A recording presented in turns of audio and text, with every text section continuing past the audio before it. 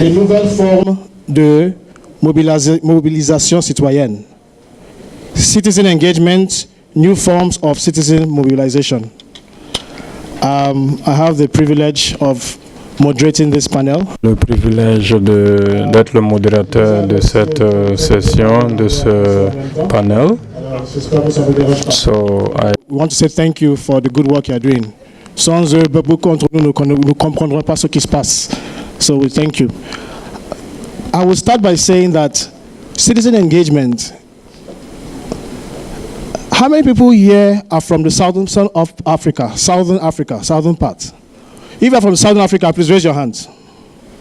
In the south of here. Southern Africa, so we have representation. Northern Africa, North.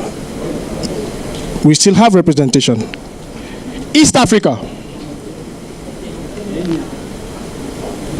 we have representation. West Africa,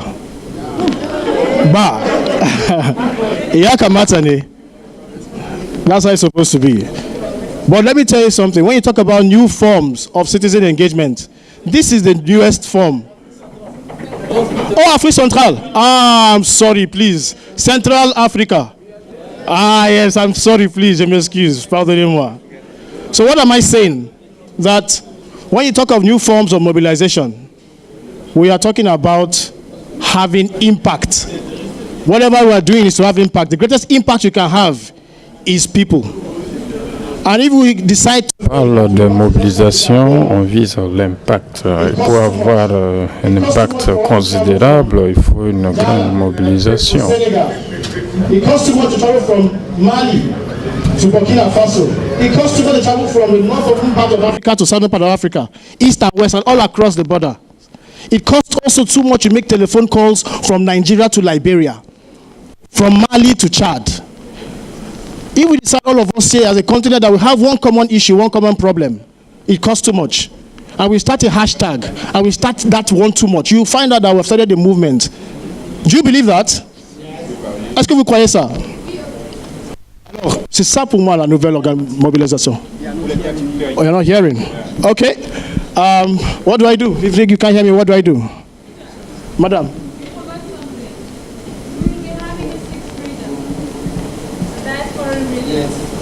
And they are taking care of it even in our presentation. OK? S'il vous plaît, j'ai un problème maintenant. Est-ce que vous m'entendez? Est-ce que vous allez nous entendre quand nous allons commencer?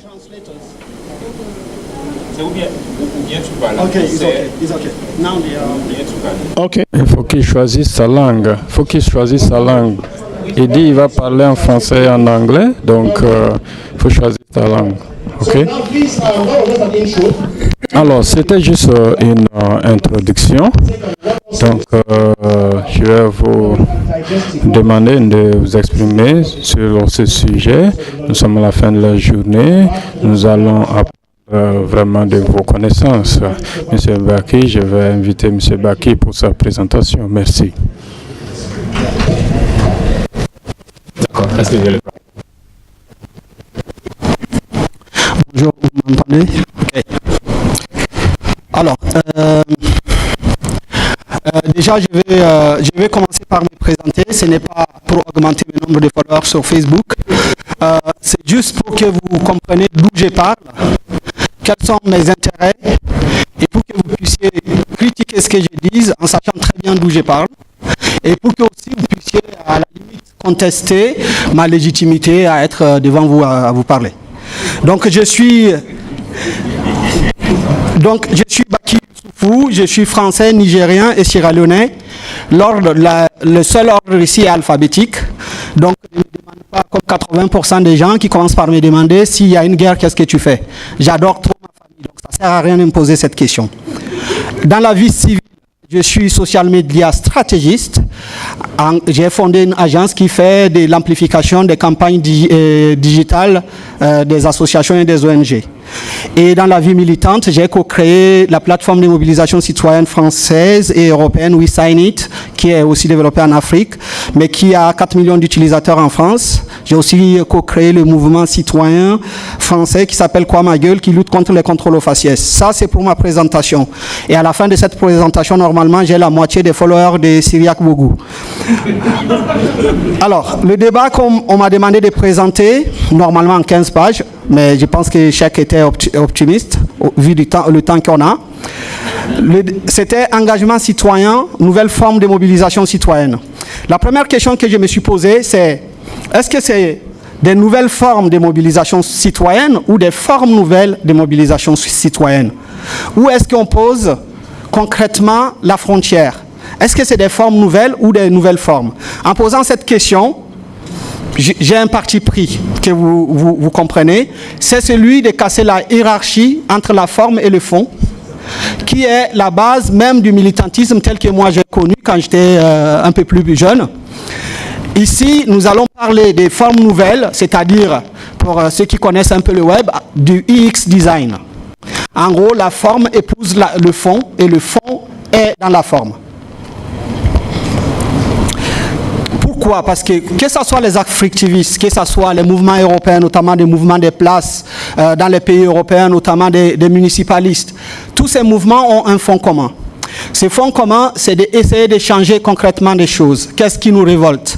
Qu'est-ce qui fait qu'on se mobilise? Ce fond commun, c'est d'essayer de faire évoluer la situation. Cette situation, c'est quoi? On s'est rendu compte que notre génération, le capitalisme, a poussé les sociétés entières sur la route et certains meurent sur les mers. Et que ce capitalisme est tellement devenu prévaricateur qu'elle n'hésite plus devant rien. De l'autre côté, des mouvements anticapitalistes ont aussi atteint une certaine limite. Même si nous avons un respect profond pour ces mouvements-là, grâce auxquels nous avons eu beaucoup d'éducation, sont aussi en train d'atteindre une certaine limite. Pourquoi? Parce que dans la plupart de ces mouvements des syndicats, tout à l'heure quelqu'un parlait du fait que quand ils faisaient une formation, il n'y avait que des vieux qui venaient à cette formation et que les jeunes, on ne leur donnait pas un accès. Dans la plupart de ces mouvements, on oublie nos formes de vie actuelles, c'est-à-dire les réseaux sociaux par lesquels nous vivons, nous travaillons et nous militons. Donc, nous nous sommes posé la question de comment est-ce qu'on reconstruit des formes nouvelles. Et moi, dans ma partie prise, donc je me suis dit, la question qu'on m'a souvent posée, c'est, du coup, si vous ne voulez pas rentrer dans une lutte anti- ou pro-capitaliste, c'est quoi votre base idéologique? Cette question est fondamentale et moi, je n'ai pas trouvé de réponse, mais j'ai tenté d'y répondre. Ce qui me motive, moi, et ce qui motive la plupart des gens que je rencontre, c'est la défense de l'intérêt commun. Certains me diront que c'est ça la base de l'anticapitalisme. Cette défense de l'intérêt commun, que ce soit en Europe, que ce soit en Afrique, plus bas, ok, super. Que ce soit en Europe, que ce soit en Afrique, cette défense de l'intérêt commun nous conduit aujourd'hui à utiliser les nouvelles technologies pour faire évoluer les choses. Et... Plus lent. Ah, ok. C'est parce que j'ai peu de temps. Alors, j'en étais où? Donc, la solution, c'est le mouvement des communs. Les communs, c'est la capacité de notre génération à défendre l'intérêt commun. Ces mouvements, tels que définissent un certain nombre de chercheurs, commencent à travailler là-dessus dans une discipline qu'ils appellent la technopolitique, qui est essentiellement développée dans les pays de l'Amérique latine et en Espagne.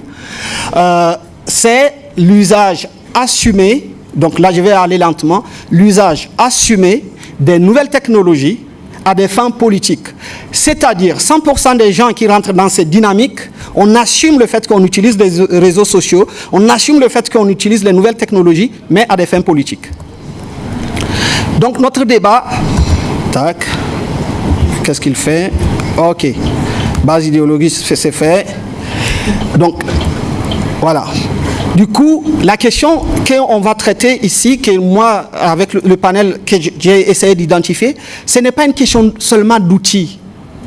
Ce que nous sommes en train de faire, ce n'est pas qu'une question d'outils, ce n'est pas qu'une question de stratégie, ce n'est pas qu'une question de méthode, c'est bien une question de l'ensemble de tout ça réunis. Aujourd'hui, on ne peut plus, comme j'ai dit à l'introduction, séparer le fond de la forme. Si on sépare le fond de la forme, nous, on ne comprend pas. Et donc, c'est essayer de produire des modèles prototypal de démocratie participative. J'insiste sur le mot prototypal, c'est-à-dire de ne pas avoir peur d'échouer, de construire un modèle qui échoue, qui ne fonctionne pas. Ce sont que des prototypes qu'on va continuer à fabriquer, qui vont nous permettre d'atteindre une participation citoyenne optimale, peut-être un jour ou peut-être jamais. Mais de ne pas avoir peur de fabriquer des modèles prototypes. Ces modèles doivent baser sur des principes bien solides. Par contre, ces principes, c'est l'ouverture des outils que nous fabriquons doivent être ouverts. Le réseau doit être ouvert à toute personne.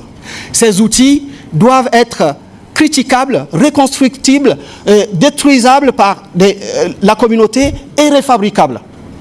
C'est le principe de l'horizontalité. Ça veut dire qu'aucune personne qui est dans le réseau ne doit avoir des privilèges supplémentaires liés à son statut. Par exemple, quelqu'un qui serait ministre, qui viendrait dans un groupe pour travailler avec des activistes, il ne doit pas bénéficier des suppléments. Il doit travailler au même niveau que tout le monde. Je parle bien de travail là. C'est la transparence. Dans la mesure du possible, les activités de communication, les projets et le fonctionnement doivent être accessibles à toutes et à tous.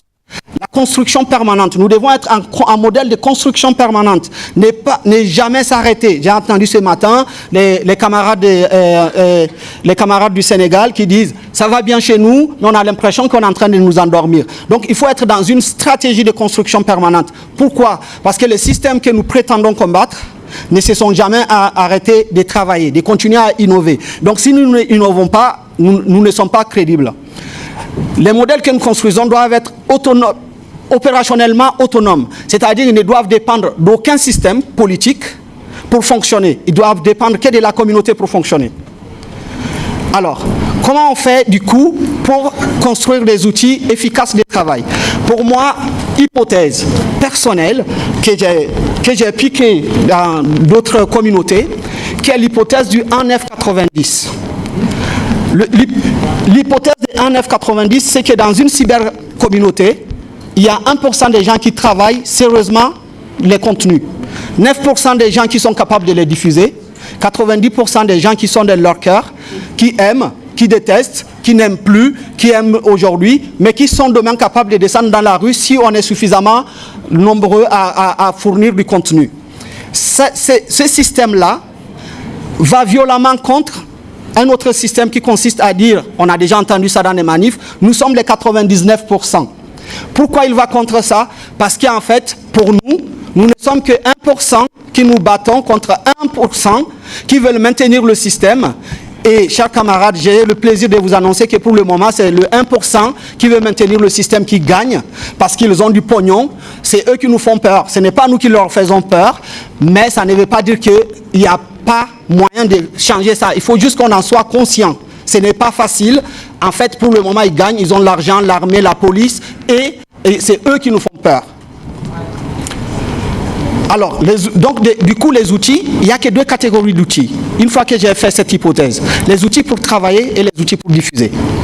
Les outils pour travailler doivent être des outils les plus sécurisés et les plus optimales. Ça veut dire que c'est des outils qui doivent être open source, qui doivent appartenir à la communauté qui travaille, où le niveau de sécurité doit être toujours choisi par rapport à la personne qui a besoin de plus de sécurité, pas la personne qui a besoin de moins de sécurité, pour permettre à tout le monde de travailler en sécurité. Une fois qu'on a validé le travail, on utilise les outils de diffusion. Et là, je suis désolé avec mon camarade Abdou, les outils de diffusion, il faut utiliser les mass médias. La télé, les journaux en ligne, parce que la traduction entre un journal en ligne et Facebook est beaucoup plus rapide que si je photographie le soleil, le journal Le Soleil, et que je le publie sur Facebook. La traduction avec Twitter est beaucoup plus rapide que si et donc d'utiliser les mass médias pour diffuser. Donc, un côté, les outils pour travailler, de l'autre, des outils pour diffuser. Donc, c'est pourquoi je pense que je suis content d'être dans ce panel qui est composé de personnes qui ont utilisé des stratégies de travail en open source qui ont utilisé des stratégies de sécurisation pour construire leur logique, qui ont utilisé les outils de masse pour faire tomber des régimes dans certains cas ou pour faire évoluer des choses dans d'autres. Donc c'est ce que nous allons essayer de voir avec eux. Merci beaucoup. Ok. Merci pour... thank you for letting us understand what you... Merci de partager toutes ces informations avec nous. Comment allons-nous procéder? Si vous regardez les panélistes, vous verrez que c'est des gens de différents pays. Donc, et nous parlons d'engagement citoyen. Je vais leur demander, quand ils se sont présentés, on va leur dire quels ont été ces mouvements sociaux qui ont influencé des événements majeurs dans le pays de tout un chacun. Donc, s'il y a une répétition, nous allons passer à l'autre. Donc, ce qui s'est passé dans un pays ne doit pas être la même chose que ce qui s'est passé dans l'autre pays. Donc, alors, je vais commencer avec celui qui est à l'autre bout. Je voudrais que vous nous disiez, lorsque vous utilisez l'Internet ou les médias sociaux pour réaliser certaines activités, pour influencer les institutions chez vous. Micro.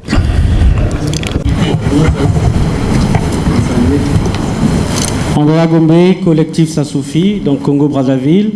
Je voudrais plutôt que de vous rabâcher une histoire sur comment je fais avec les réseaux sociaux, plutôt vous donner quelques outils, parce que ce que j'aimerais faire à la différence de Dakar, c'est ici vous donner quelques outils qui fonctionnent directement, une bonne pratique, et qui serait un peu la synthèse des différents panels qui ont précédé, notamment sur la nécessité d'un contenu africain, ou la nécessité de comment diffuser, la nécessité de trouver les moyens pour diffuser, surtout pour des organisations qui souvent n'ont ni les moyens, ni les hommes, ni le contenu. Donc comment on fait pour réconcilier en fait le fait de n'avoir ni les moyens, ni les hommes, ni le contenu? La première des choses à faire, c'est ce qu'on appelle la veille. Il faut veiller son sujet pour construire une expertise. Parce que ce n'est qu'en construisant une expertise qu'on devient légitime sur un sujet, et donc on est susceptible d'être contacté sur ce sujet-là, soit en complément d'information, soit en croisement d'informations, soit en fourniture d'informations. Pour cela, il faut se construire un réseau d'informateurs, et c'est pour ça que cette duplicité de dire on est tous des médias, parfois il faut s'en méfier. Diffuser n'est pas être un média. Il faut toute raison garder, devenir simplement une source. Pour ceux qui sont déjà des médias établis, chacun restant dans son couloir, mais chacun se complétant. Pour illustrer complètement le propos, tout le monde ou presque se souvient de cette tribune faite par Vincent Bolloré. Vincent Bolloré, un bon dimanche, se paye une demi-page dans le journal du dimanche, un très grand journal français, pour limite, et excusez mon langage cru, c'est la marque de fabrique de Sassoufi, pisser sur un continent d'1 milliard d'êtres humains. Ayant fini de pisser, de déféquer sur l'Afrique, tout le monde est indigné, mais personne ne répond. Donc s'indigner, c'est bien, mais ce n'est pas suffisant. Il faut, même quand il y a un tel argumentaire, prendre le temps d'écouter, et comme dit si bien mon frère ici, il faut savoir d'où il parle, comprendre d'où il parle, quelle est la logique qui sous-tend son action. Et à partir de là, fournir, et cela en ayant une analyse fine du monde médiatique, tout le monde n'est pas d'accord avec ce que dit M. Bolloré. Et même dans son entreprise, il y a des factions. Et nous, en tant qu'organisation, on doit aujourd'hui être capable d'utiliser sa demi-page qu'il a achetée, il a payé, et l'utiliser contre lui. Donc en ayant ce qu'on appelle une fenêtre de tir médiatique qui s'ouvre. En ayant lancé cette tribune, il nous donne de 24 à 48 heures pour produire un contre-discours qui sera audible.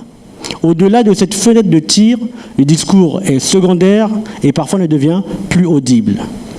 À partir de ce moment-là, nous avons construit un contre-argumentaire, nous l'avons rédigé, nous l'avons donné aux différentes rédactions. Autour de midi, donc la tribune sort le matin à 8 heures. À midi, le contre-discours est dans les différentes rédactions. À 12h30, TV5 nous contacte et nous faisons un petit enregistrement. Et le soir, selon la règle médiatique du dernier qui parle, c'est un Africain qui réagit à la tribune de Bolloré sur le journal Afrique de TV5 en démontant point par point son argumentaire. Il a payé, c'est nous qui sommes passés les derniers. La fenêtre est fermée.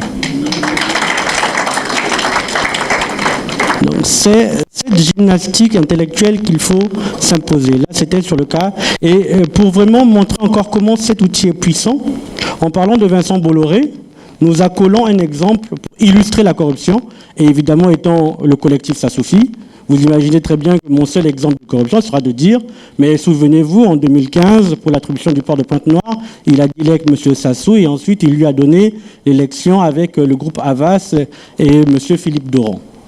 Et immédiatement, j'ai réglé mon problème, donc j'ai parlé de Sassou, j'ai réglé le problème des rédactions, j'ai donné un contenu, et en même temps, j'ai détruit un argumentaire qui aurait pu faire des dommages collatéraux dans les milieux de décision. Parce que tant qu'on n'oppose pas un contre-discours, c'est le dernier qui parle qui a raison. Et pour vraiment encore amplifier, pour nos organisations, il y a la nécessité de construire la mémoire. De construire la mémoire parce que le péché de la plupart des organisations, y compris de nos États africains, c'est que la mémoire a tendance à se perdre. On fait confiance à l'oralité pure et à la fin, une fois que les acteurs charismatiques ou moins charismatiques qui gèrent les organisations ou les États disparaissent, le discours et la mémoire se perdent. Or, sans mémoire, sans documentation, on ne peut pas montrer la continuité du crime ou la continuité de la bonne action. Et parfois, des actions récentes que nous voyons, des effets collatéraux que nous voyons, se sont noués à des époques et à des processus qui nous sont antérieurs. Et quand on n'a pas compris d'où ça vient, on a du mal à gérer les conséquences du problème. Le cas Bolloré est dans la réponse que nous faisons, nous rappelons que Bolloré est l'héritier des concessions coloniales. Donc il parle depuis le groupe Riveau qui possédait des concessions coloniales au Cameroun et au Congo, qui pratiquait le travail, comment on l'appelait déjà, travail forcé. Voilà d'où il parle. Et une fois que nous nous remettons face à son histoire, nous détruisons la chimère d'image qu'il construit autour de sa personne et de ses investissements. Et il faut savoir qu'en matière économique, la première denrée qu'on vend, c'est la stabilité et la confiance. Et la stabilité et la confiance de son image, à travers ce genre de polémique, à travers ce genre d'argumentaire, est détruit. Et un actionnaire qui voudrait investir sa retraite chez Bolloré en action ne le fera plus parce qu'il se dira « ça pue ». Ce truc, ça pue un peu le sang. Et donc, c'est vraiment ce que j'avais à partager avec vous. Oui. S'il vous plaît, je voudrais... let me ask you something. Thank you. For those who don't know, pour ceux qui ne connaissent pas, M. Andrea qui est du Congo,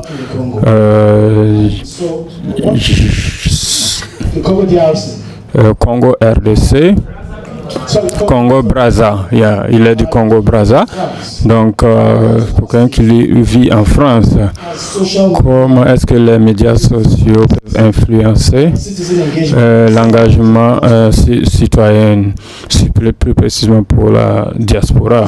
Comment est-ce que les médias sociaux peuvent influencer les choses qui se passent dans votre pays où vous ne vivez pas?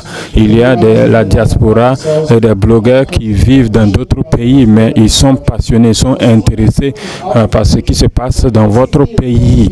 Donc, comment est-ce que vous pouvez vraiment les impliquer davantage en tant que citoyens pour exprimer l'engagement citoyen? Donc, il faut vraiment le prendre comme le couteau, comme un outil. C'est un outil. Il ne faut pas fantasmer sur la chose. Si on n'y met pas du travail, de la sueur et du sang, rien ne se passera. Absolument rien. Il faut travailler derrière. Il faut un travail derrière, il faut de l'humain derrière. Et c'est justement la construction de ce réseau-là. Et le réseau est amplifié. Et c'est pour ça, pour prendre encore un exemple vraiment concret, Denis Sassou Nguesso vient au forum de décembre 2017 sur le One Planet Summit du président Emmanuel Macron. Et il est dans la ville et nous ne sommes pas nombreux comme Congolais à se mobiliser. Ce n'est pas beaucoup. Mais nous sommes capables, par un système d'appel téléphonique, d'embêter la réception du Bristol. Nous avons tellement embêté la réception du Bristol que c'est arrivé aux oreilles du journaliste de Libération. Ils ont dit mais qu'est-ce qui se passe? C'est magnifique ce que vous faites. Les jeunes activistes étaient 4 ou 5, se filment en train de faire une manifestation devant le Bristol. C'est utilisé comme élément par TV5 pour illustrer. Et le même soir, nous sommes en plateau pour argumenter sur l'usage de l'écologie comme un moyen pour les dictatures de se blanchir, de se trouver une nouvelle image. Nous avons à 5-6 influencé des millions. C'est ça le réseau social. C'est à partir d'un petit groupe suffisamment structuré d'atteindre des leviers, on appelle ça quoi le pied de biche là qu'utilisait Galilée aujourd'hui. Merci. Merci. Je vais dire, I'm going straight to the next panelist. Et tout droit au deuxième panéliste, donc la même question. Comment est-ce que l'Internet et les réseaux sociaux peuvent activer vraiment l'engagement citoyen dans votre pays? Donc également la situation de catastrophe, par exemple, ça peut être n'importe quelle catastrophe. Comment est-ce que les réseaux sociaux, les médias sociaux peuvent influencer positivement? Merci, je salue tout le monde. Je suis Will Neitaris, l'initiateur du réseau des blogueurs d'Haïti. C'est un plaisir pour moi d'être avec vous puisque, en fait, on dit souvent que Haïti est un prolongement de l'Afrique. Donc, je suis vraiment content d'être là comme pays ami de Africtivisme. Donc, vous suivez les actualités haïtiennes au niveau des médias. Vous savez que Haïti est un pays à haut risque sismique et c'est un pays aussi, la moitié de l'année, on est exposé à de catastrophes naturelles. La saison cyclonique s'étend du 1er juin jusqu'au 30 novembre. Et les conditions dans lesquelles nous vivons aussi, avec les infrastructures qui ne sont pas bien bâties, quand on est exposé à certaines catastrophes naturelles comme ça, donc quand c'est arrivé, donc la situation est vraiment difficile. C'est des milliers, je dirais, de victimes. Il y a des morts. Et avec les réseaux sociaux maintenant, quand ça arrive qu'il y ait une catastrophe naturelle, par exemple un ouragan, des gens malhonnêtes profitent de l'occasion pour faire en fait circuler de fausses informations, les fake news. Des gens vont chercher des photos venant de nulle part, disant par exemple l'armée américaine est arrivée à l'aéroport de Port-au-Prince pour occuper Haïti, vous montre d'autres photos. Donc, qu'est-ce qu'on a fait au niveau du réseau des blogueurs d'Haïti? On a fait en sorte de mettre toute une équipe derrière, puisque notre association, elle a des membres assez dans presque tous les départements du pays. Donc, qu'est-ce qu'on fait? On contacte les membres. On les met sur place pour pouvoir nous informer. Et à chaque fois qu'on reçoit une information qui est en train de circuler justement sur les forums WhatsApp, ou une photo qui est en train de circuler, qu'est-ce qu'on fait? Ou bien on va sur Internet pour pouvoir vérifier la photo, est-ce que c'est une photo authentique, ou bien on contacte en fait le contact qu'on a sur place pour vérifier.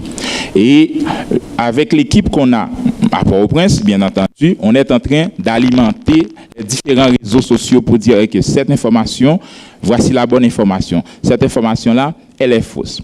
Donc c'est comme ça qu'on a utilisé pendant justement l'ouragan Mathieu qui s'est passé à Haïti et qui a ravagé 2 départements.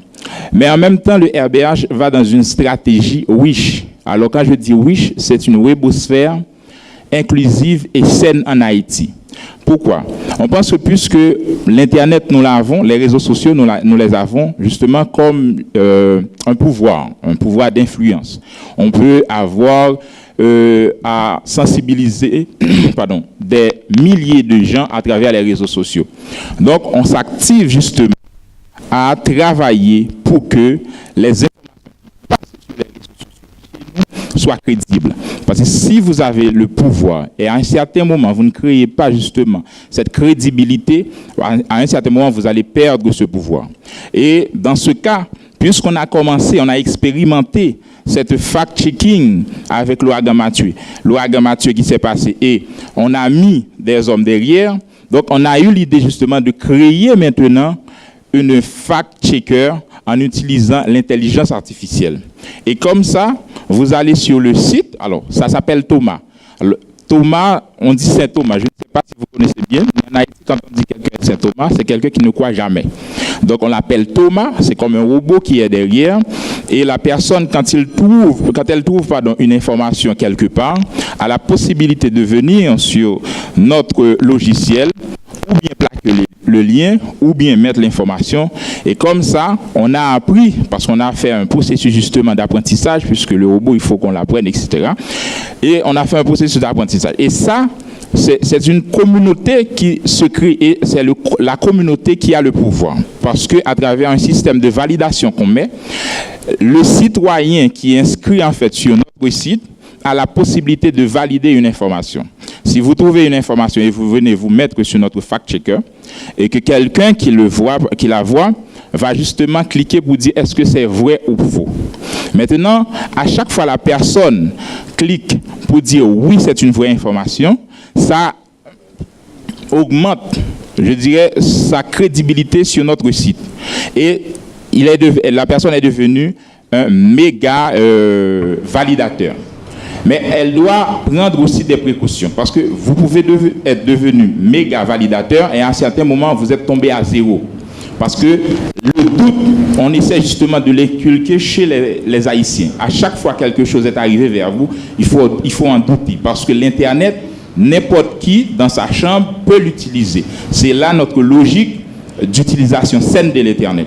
Maintenant, si vous, à un certain moment, vous avez donné 100 validations par exemple, et ça vous a fait un super validateur, et à un certain moment, il y a une information qui est arrivée.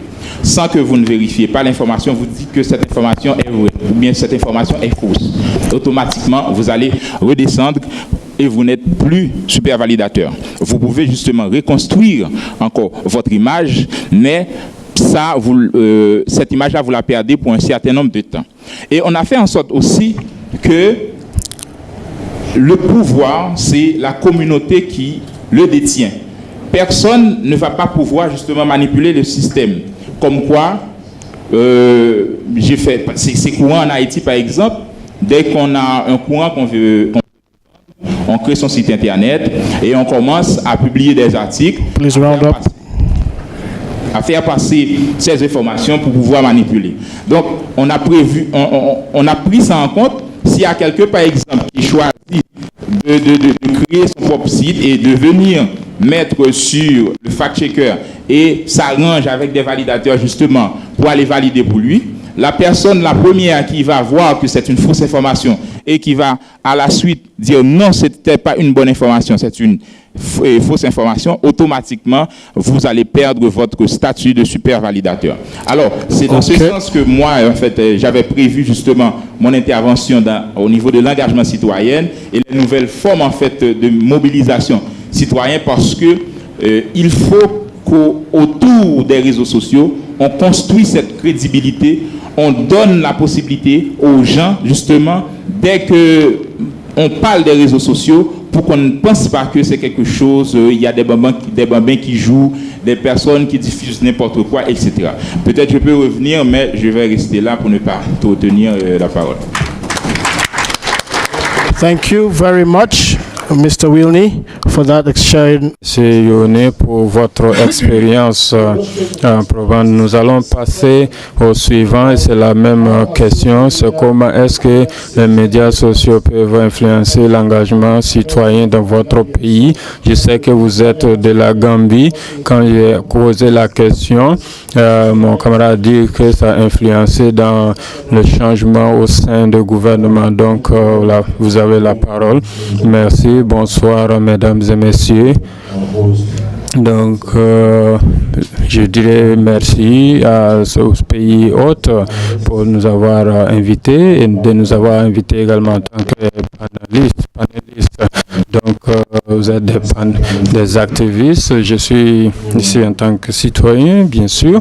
En décembre en 2016, la Gambie Il y a eu un changement qui s'est perpétré en Gambie, c'est-à-dire un changement même de gouvernement. Donc nous avons voté contre Jammeh.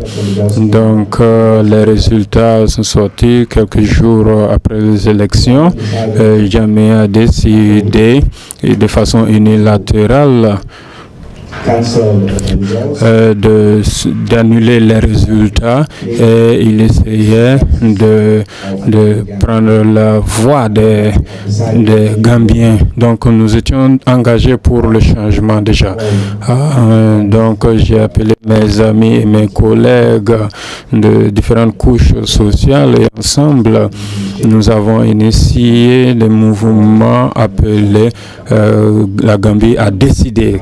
Gambie a decided. Donc de façon spécifique, c'est un impact. Comment est-ce que nous pouvons nous assurer que les voix des Gambiens qui ont décidé d'opérer un changement doivent soit respectées avec des tâches vraiment spécifiques.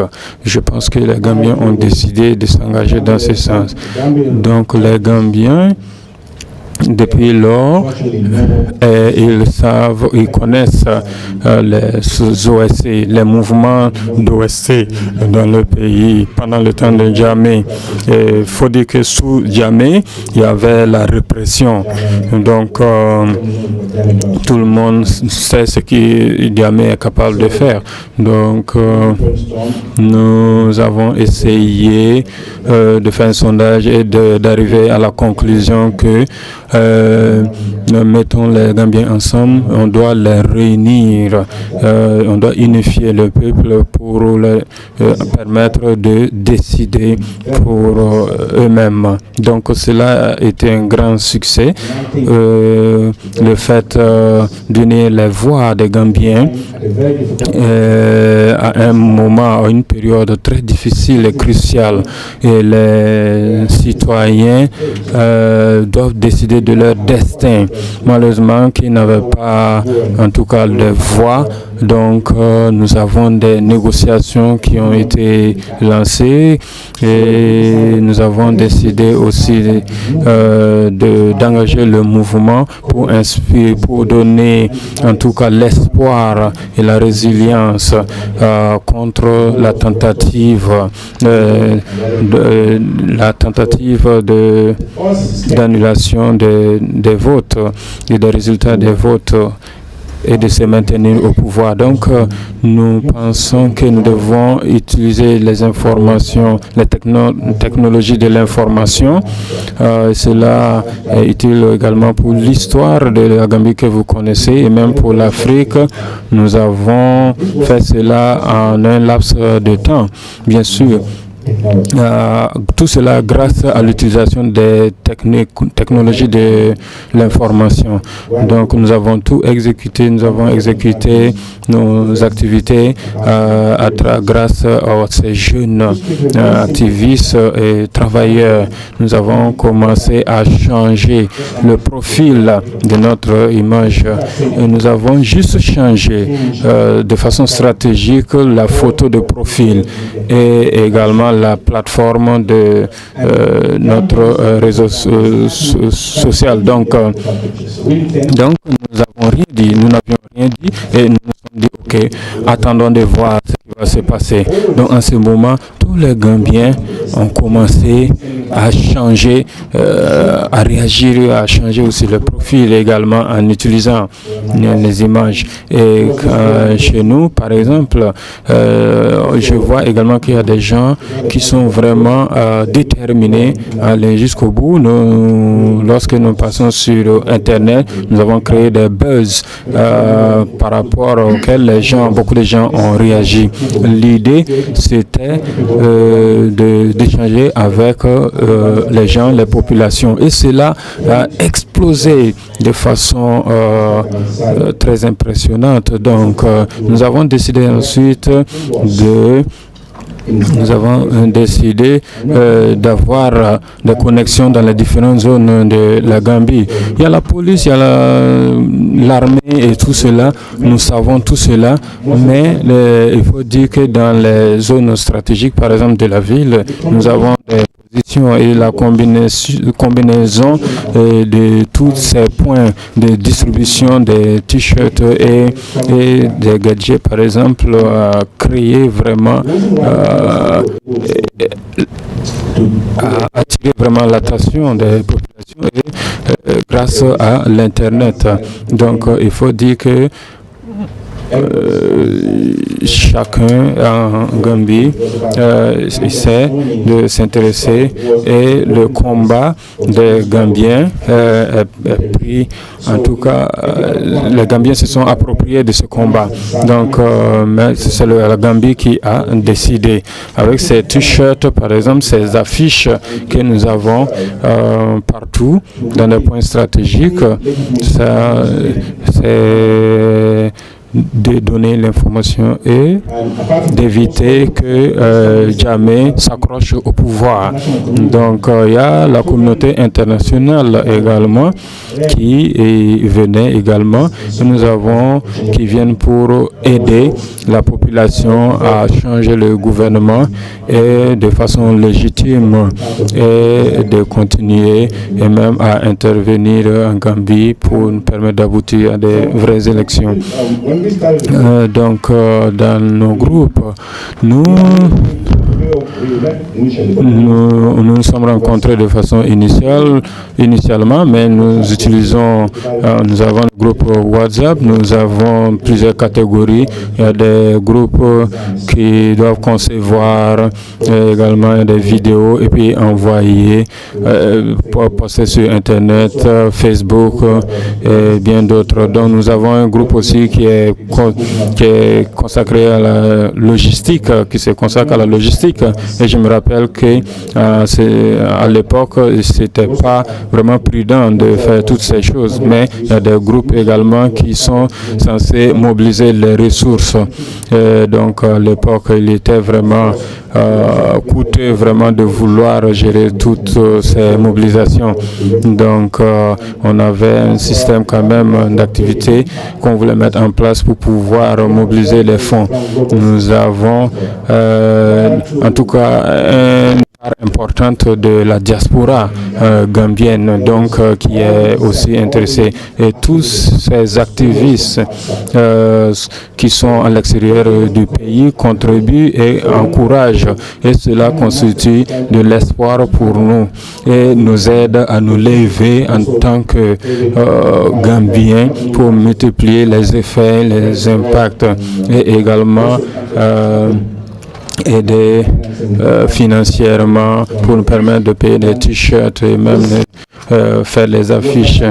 Donc cela ne serait pas possible si on n'avait pas des réseaux, les médias sociaux, si on n'avait pas Twitter, si on n'avait pas WhatsApp, si on n'avait pas Facebook. Donc j'essaie d'imaginer, par exemple, si à l'absence de cette ou sans ces technologies, je pense que personne ne pourra s'asseoir dans une salle ou dans une maison pour concevoir et puis envoyer l'information à des milliers de kilomètres. Donc tout cela a été possible grâce à cette technologie.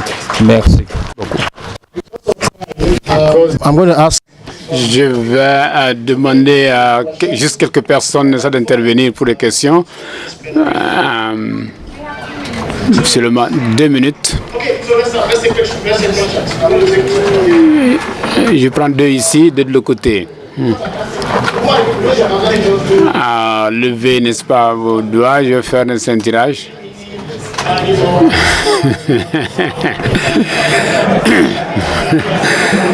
Voilà. Madame.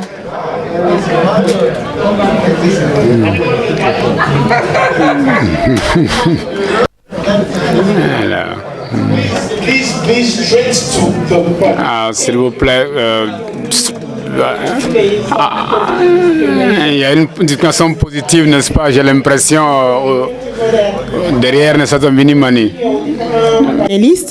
Moi, je voulais, puisque ce panel parle d'engagement civil et de participation, partager quelques-unes de mes inquiétudes par rapport à tout ce qui a été dit depuis ce matin. Jusque-là, je n'ai pas encore entendu une définition de c'est quoi la démocratie numérique. On en parle, mais qu'est-ce que ça veut dire? Peut-on parler réellement de démocratie numérique dans des pays où la démocratie même c'est un problème? Peut-on parler de démocratie numérique au Tchad où il n'y a même presque pas de connectivité? Peut-on parler de démocratie numérique, par exemple, dans des pays où la question de l'élite même est un problème? Et je m'attendais à cette problématisation de la part d'un parterre d'activistes de ce genre. Venant de l'académie, je m'attends à des approches beaucoup plus critiques. L'autre question que je voulais poser, pensez-vous que les différents exemples que vous avez donnés sont des modèles qui, en définitive, vont améliorer, je ne parle pas de la démocratie numérique, mais la démocratie tout court? Est-ce qu'il y a une amélioration de la démocratie tout court à travers vos exemples? Le constat aujourd'hui, cette année surtout, I know I'm getting long, but just give me 1 minute. Le constat, c'est qu'on est vraiment, cette année-ci, surtout les rapports de Freedom House, donc on est dans un contexte de recul démocratique. En Afrique, parmi les 12 pays qui ont été cités comme étant les moins démocratiques au monde cette année, je parle du rapport de cette année, les 7 sont africains. Il n'y a que 10 pays africains qui ont eu le statut vraiment de qualification de démocratie. Dans ce contexte-là, comment vous analysez vos différentes interventions? Je vous remercie.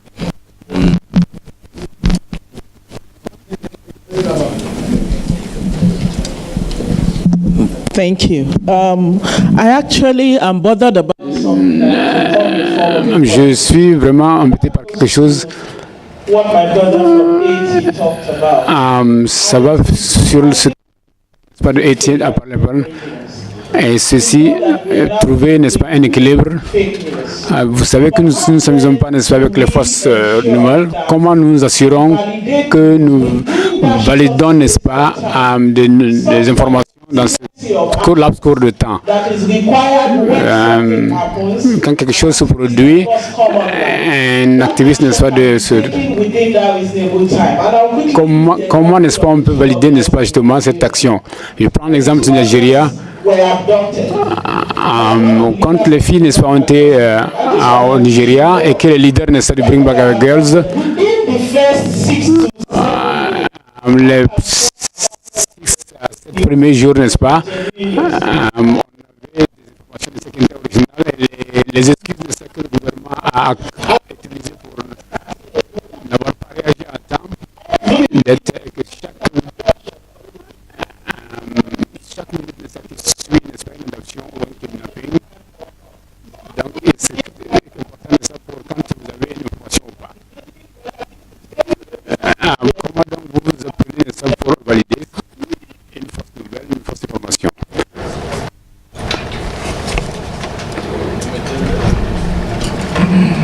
Sur la question justement je vais faire une réponse presque cynique. An instant, s'il vous plaît. Sorry, please. Because of time. So while you respond, please let's just give us a final word and move to the next person. I'll have to limit you to less than 1 minute. Okay. Thank you. No problem.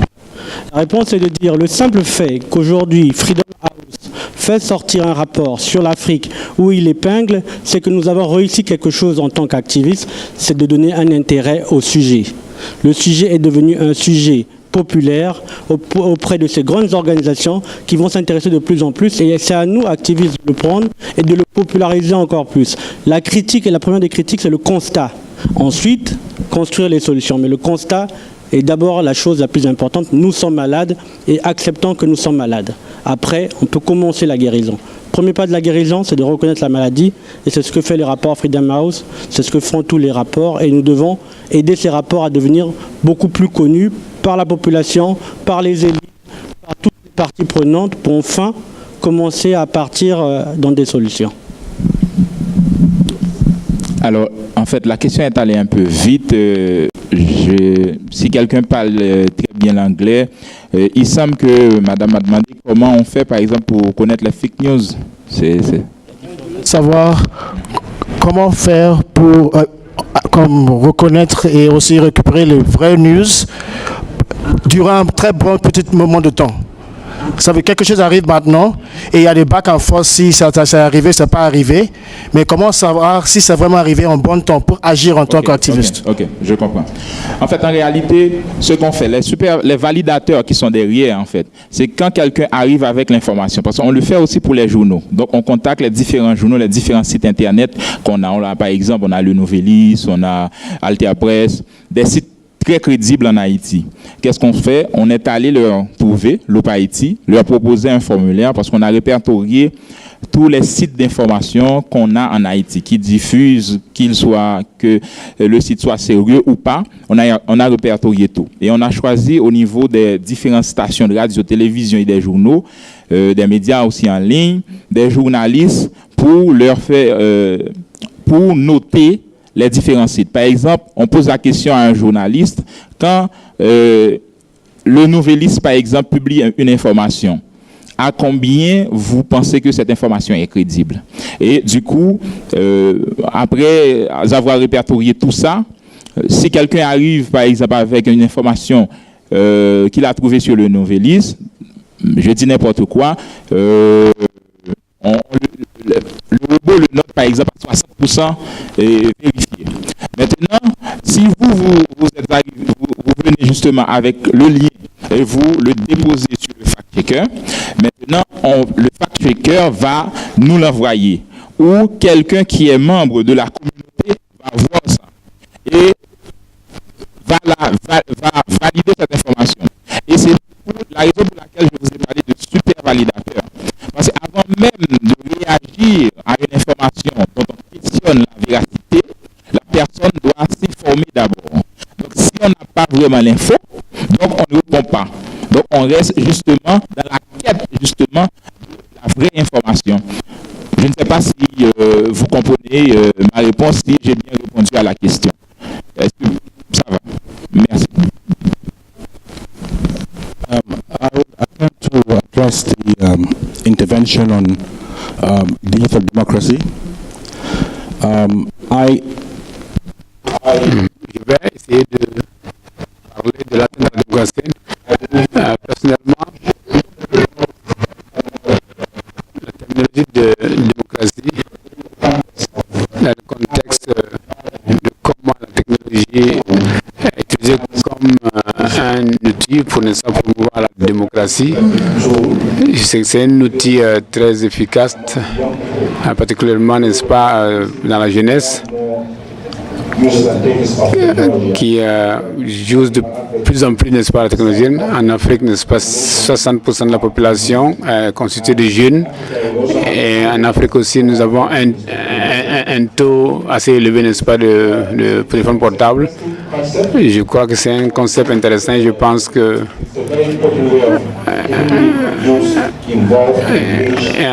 donc ça met, n'est-ce pas, vraiment la jeunesse sur le processus de démocratie. Mais nous avons aussi des limitations dans nos pays, des limites, n'est-ce pas, dans les infrastructures technologiques, les infrastructures électriques. Malgré tout cela, je crois que ça a un futur, n'est-ce pas, en Afrique et dans mon pays. Et ça peut vraiment apporter un changement ou apporter une certaine démocratie aux populations. I will add some. Please, because of time, sir. Please. C'est pas sans raison qu'on a contacté, par exemple, les différents sites d'information en Haïti. Parce que ça aussi a une répercussion aussi sur les sites d'information. Parce que quand quelqu'un arrive avec le lien, par exemple, d'un site d'information et le met sur le fact-checker, et à un certain moment, ce site-là se voit soit augmenter ou soit diminuer. Donc ça met en péril, je dirais même, la crédibilité du site d'information. Donc pour cette raison, on a contacté les différents sites, les différentes salles de nouvelles. On s'était mis d'accord justement sur les différents apprentissages qu'on faisait du robot, de manière à ce que quand ça arrive demain, le Nouvelliste qui est le plus gros site d'information en Haïti, s'il arrive que le Nouvelliste fait des erreurs et que le fact-checker, par exemple, par rapport à la configuration, arrive, par exemple, à mettre le Nouvelliste en deuxième, en troisième, voire un peu plus bas, et que le Nouvelliste n'aura pas justement à se plaindre par rapport à nous qui fait un travail qui n'est pas équilibré, mais c'est parce que soit il y a eu un manquement au niveau de la rédaction, ou bien la rédaction n'est pas allée jusqu'au bout justement pour vérifier l'information. Donc, on ne l'a pas pris justement sur nous parce que ça implique aussi, parce que ça implique les journaux,